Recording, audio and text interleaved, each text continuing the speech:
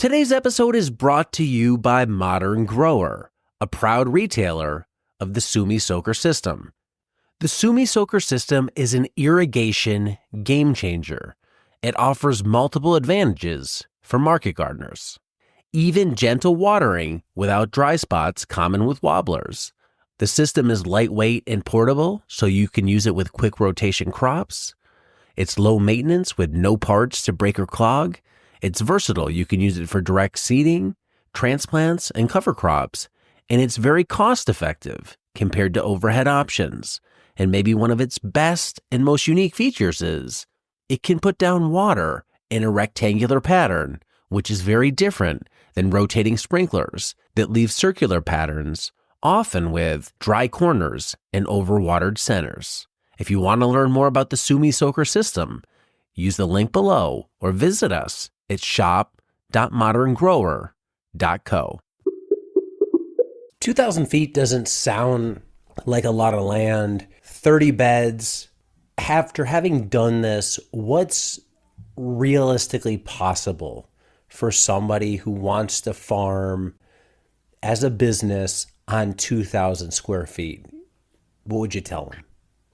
So over the 6 years, I've established that it's a part-time job. So like I had dreams and I just didn't understand what I could grow on that amount of land. And I had quite a few people that told me that's crazy.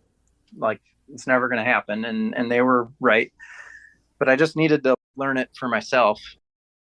And so after year 4 or so, I said, this is, and the first few years, like any farm, I had to invest in infrastructure. I built a high tunnel. I just had to purchase tools and things that I didn't have. And that's still the case from time to time, but I have a lot of that in place now.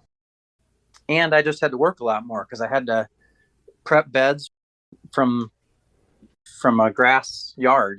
So I had to put those beds in. I had to put up a fence around it to keep the deer out. I had to just things that take time.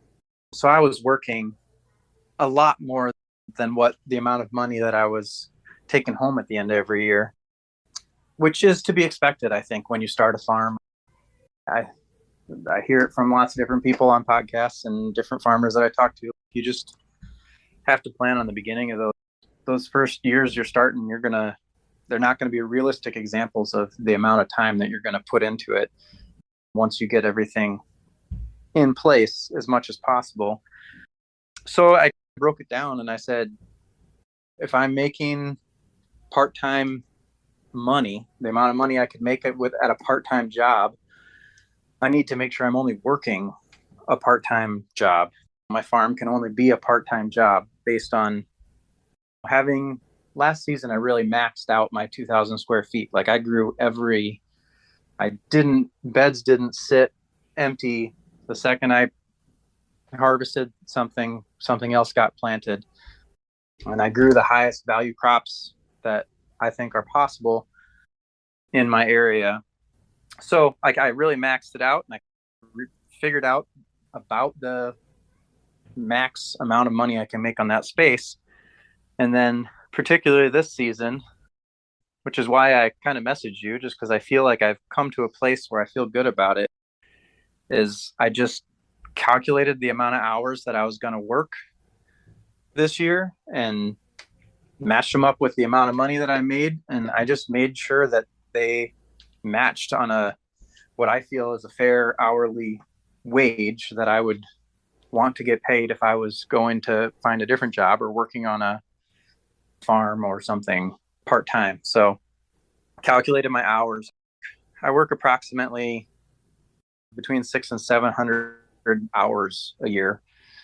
It starts out gradual, and June, July, and August are my full busiest time of the season. And during those months, I'm putting in maybe 20 to 30 hours a week. And then it tapers off back down to I start in March and I grow until November. So I have a decent 9-month season, but I am putting in, just like anybody, a lot less hours in those shoulder seasons than I'm putting in the heart of the summer.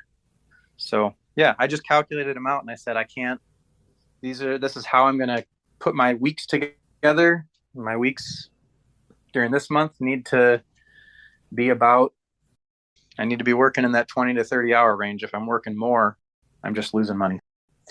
I just calculated it out and made it work that way. If you enjoy farm podcasts, then tune into Carrot Cash Flow for all things farm business. Join us as we explore the latest trends, tips, and stories from market farmers running businesses just like yours.